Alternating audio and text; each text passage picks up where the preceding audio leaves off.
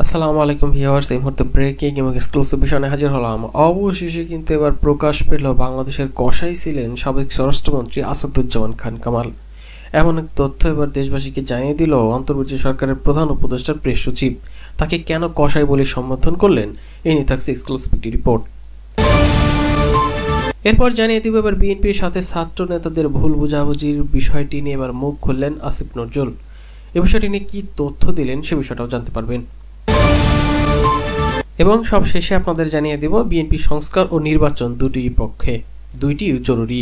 তারেক রহমান কি বার্তা দিলেন, এই সকল বিষয়ে আরো বিস্তারিত বিষয়ে জানতে পারবেন ভিডিওর শেষ অংশ। সেই সাথে জানতে পারবেন এবার ভিপি নূর যে বার্তা দিয়েছেন, জাতীয় সরকার ছাড়া জন আকাঙ্ক্ষা পূরণ করা সম্ভব নয়। হঠাৎ করে কেন এমন বার্তা দিলেন এই ভিপি নূর, তার এই বক্তব্যের মাঝে কি লুকানো আছে, ভিডিওর শেষ অংশে জানতে পারবেন বিস্তারিত বিষয়। এতক্ষণ শুনছিলেন শিরোনাম, এবার বিস্তারিত। চলুন এবার আমরা মূল বিষয়ে চলে যাই। বর্তমান সরকারের প্রধান উপদেষ্টার প্রেস সচিব তিনি কি তথ্য দিয়ে হুঁশিয়ারি বার্তা দিলেন, আপনারা রীতিমতো চমকে যাবেন। আসাদুজ্জামান খান কামাল ছিলেন বাংলাদেশের কসাই। সাবেক স্বরাষ্ট্রমন্ত্রী আসাদুজ্জামান খান কামাল বাংলাদেশের কসাই বলে মন্তব্য তাকে করা হয়। অন্তর্বর্তী সরকারের প্রধান উপদেষ্টার প্রেস সচিব তিনি এমন তথ্য দেন। তিনি বলেন, বাংলাদেশের যে ছোট ছোট বাচ্চা ছেলে মেয়েদেরকে, শিক্ষার্থীদেরকে, রিক্সা চালকদেরকে, শ্রমিকদেরকে যে একদম নির্দয়ভাবে খুন করা হয়েছে, তার অন্যতম আসামি হচ্ছেন এই আসাদুজ্জামান খান কামাল। তাকে যারা প্ল্যাটফর্ম দিচ্ছে, তাকে নিয়ে যারা নিউজ করছে, তাদের মনটা আপনি বোঝেন। এটা একটা বড় ধরনের প্রোপাগান্ডা ক্যাম্পেইন। পৃথিবীর কেউ ব্রোচারকে প্ল্যাটফর্ম দেয় না। Asaduzzaman Khan Kamal is a butcher of Bangladesh. প্রধান উপদেষ্টার উপপ্রেস সচিব অপূর্ব জাহাঙ্গীর তিনি জানান, প্রেসিডেন্ট ট্রাম্প দায়িত্ব নেওয়ার পর 90 দিনের জন্য বিদেশি সহায়তা স্থগিত করেছেন। রোহিঙ্গাদের পুষ্টি ও খাদ্য সহায়তা কর্মসূচির অর্থায়ন ও নির্বাহী আদেশের অন্তর্ভুক্ত থাকবে না। এজন্য প্রধান উপদেষ্টা ট্রাম্পকে ধন্যবাদ জানিয়েছে। এ সহায়তা অব্যাহত থাকবে। আজ যুক্তরাষ্ট্র দূতাবাসের কর্মকর্তা প্রধান উপদেষ্টার রোহিঙ্গা সমস্যা ও অগ্রাধিকার প্রাপ্ত বিষয়গুলি সংক্রান্ত হাই রিপ্রেজেন্টেটিভ ডক্টর খলিলুর রহমানের সঙ্গে দেখা করেছেন। তখনই এই ধন্যবাদ বার্তা তাদেরকে জানিয়েছে। এরপরে প্রেস সচিব শফিকুল আলম বলেন, ইউএসএইডি এর মূল সাহায্য আসে রোহিঙ্গা নিয়ে। 7 বছর ধরে রোহিঙ্গাদের একটি বড় অংশ বাংলাদেশে অবস্থান করছে। তাদের জন্য যুক্তরাষ্ট্র $2 বিলিয়ন বেশি দিয়েছে। আমরা আশা করছি তাদের কন্ট্রিবিউশন চলমান থাকবে, এতে কোনো ধরনের প্রভাবও পড়বে না। এটা 90 দিনের জন্য করা হয়েছে, আর বাংলাদেশ ডোনেশন আগে থেকেই অনেক কমে গেছে। বাংলাদেশে এটার বড় কোনো প্রভাব পড়বে না বলেও জানান তিনি। তবে তিনি আবার বলেন, বাংলাদেশের একমাত্র এই আসাদুজ্জামান খান হচ্ছে কসাই। এরপর জানিয়ে দিব অবশেষে কিন্তু এবার মুখ খুলল ডক্টর আসিফ নজরুল। বিএনপির সাথে ছাত্রদের ভুল বোঝাবুঝি মোটেও কাম্য নয়।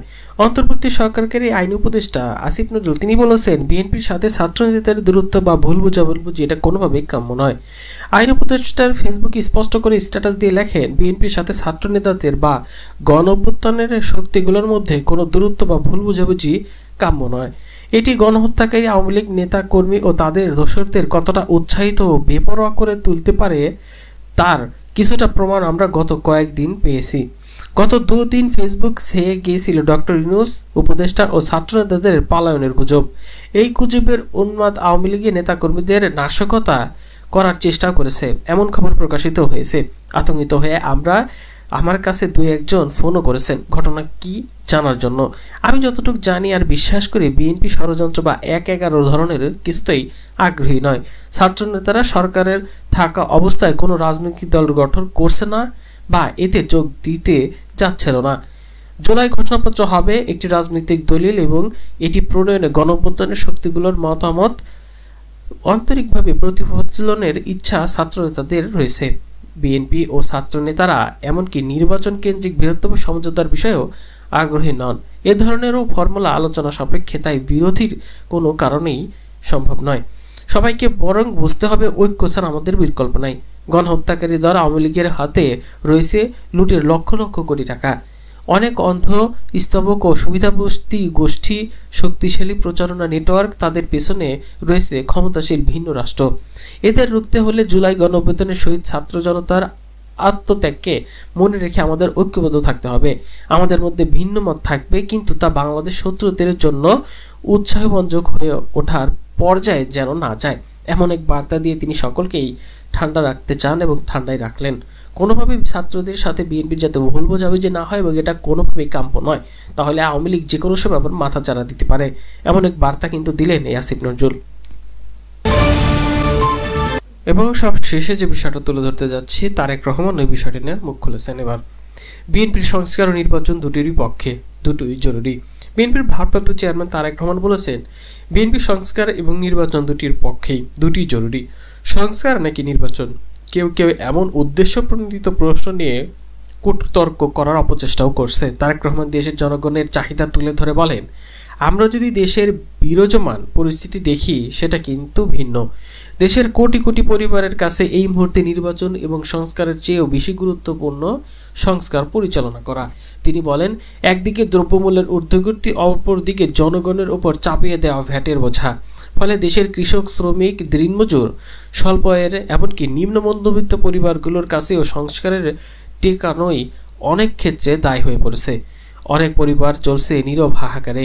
তারেক রহমান আরও বলেন, কিভাবে দ্রব্যমূল্য কমানো যায়, কিভাবে বাজার সিন্ডিকেট ভেঙে দ্রব্যমূল্যের এই হাতের নাগালে রাখা যায়, কিভাবে ফ্যাসিস্ট সরকারের মিথ্যা মামলা থেকে জনগণকে রেহাই দেওয়া যায়, কিভাবে আইন শৃঙ্খলা বাহিনীকে আরও সক্রিয় করা সম্ভব, কিভাবে জনগণের জানমালের নিরাপত্তা নিশ্চিত করা যায়, অন্তর্বর্তী সরকারের অগ্রাধিকারগুলো এগুলো থাকা অন্তত জরুরি।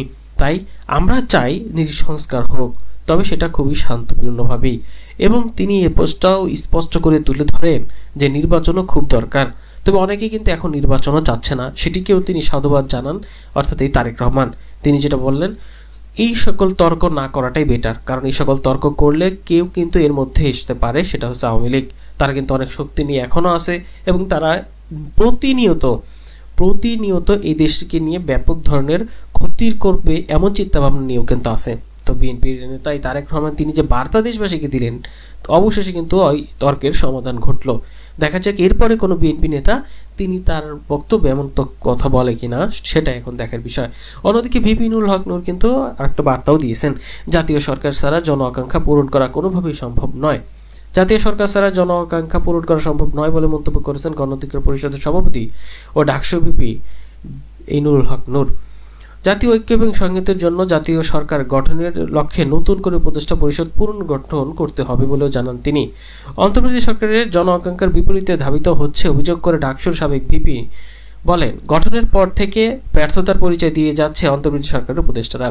সরকারের মধ্যে পরিবর্তন এনে রাজনৈতিক দলগুলোর সমন্বয়ে জাতীয় সরকার গঠন করতে হবে। নির্বাচন ডিসেম্বর বা জুনে যখনই হোক, জাতীয় সরকার ছাড়া কোনো সংস্কার বাস্তবায়ন সম্ভব নয়। যে রাজনৈতিক দল জাতীয় সরকারে যাবে না, জনগণ তাদের ব্যাপারে সিদ্ধান্ত নেবে।